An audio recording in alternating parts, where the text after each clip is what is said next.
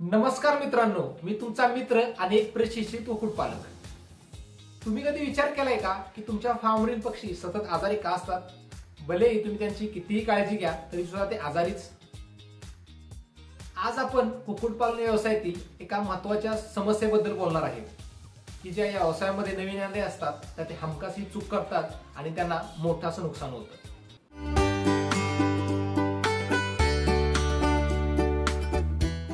माझ्या अनुभवाला आलेली एक समस्या तुम्हाला सांगतो।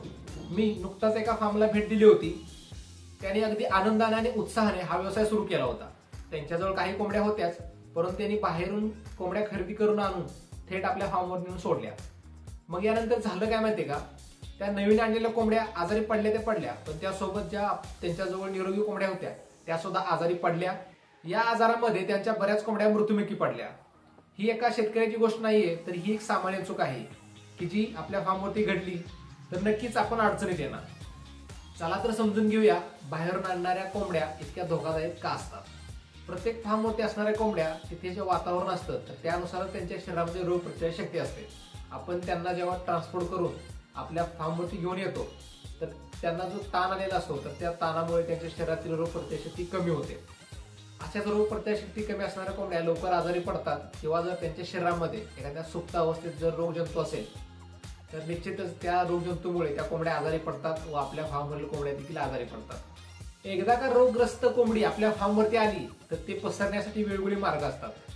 ह्या कोंबड्या आपल्या फार्मवरील कोंबड्यांसोबत फिरत असतात, त्याच्यासोबत खात असतात, पित असतात। अशा वेळी आजारी पडलेल्या कोंबड्यांची जी लाळ असते, थुंकी असते किंवा बीट असते तर तिचा खाद्याशी पाणी संपर्क येतो आणि ते जर खाद्य पाणी चांगल्या कोंबड्या प्यायल्या तर निश्चितच त्यांना हा आजार होणारच। ज्यावेळी आपण आजारी कोंबड्यांना स्पर्श करतो आणि त्यानंतर जर निरोगी कोंबड्या हाताळल्या तरी सुद्धा हा आजाराचा प्रसार होऊ शकतो। त्याचबरोबर काही रोग असे देखील असतात की ते हवेमार्फत सुद्धा पसरतात। मग या गंभीर समस्येवरती उपाययोजना काय करायच्या? तर सगळ्यात पहिल्यांदा काय, तर आपण जिथून पक्षी खरेदी करणार आहे तर तो व्यक्ती विश्वासू पाहिजे आणि त्याने सर्व लसीकरण पूर्णपणे केलेले असावेत। जर आपल्याला बाहेरून कोंबड्या आणायच्याच असतील तर त्यांना सुरुवातीला क्वारंटाईन करून ठेवायच्या। त्यांना जवळपास 10 ते 15 दिवस बाहेर साईडला ठेवायच्या, जेणेकरून आपल्या फार्मवरती आजार पसरणार नाही। आजार जर त्यांना असेल तर आपल्याला तो तिथल्या तिथे कंट्रोल करता येतो आणि आपल्या फार्मवरती आजार पसरत नाही। आपल्या फार्मवरती कठोर बायोसिक्युरिटी पाहिजे। कोणत्याही मार्गाने आपल्या फार्मवरती जंतूंनी शिरकाव केला नाही पाहिजे।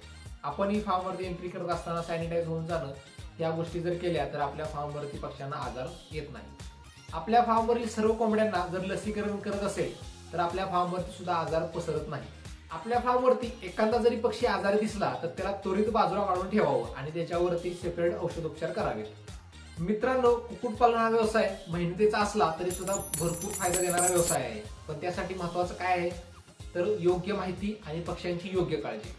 हा व्हिडिओ तुम्हाला कसा वाटला तर नक्की कमेंटमध्ये कळवा आणि तुमच्या व्यावसायिक मित्राला हा व्हिडिओ शेअर करा आणि सबस्क्राईब करा। धन्यवाद।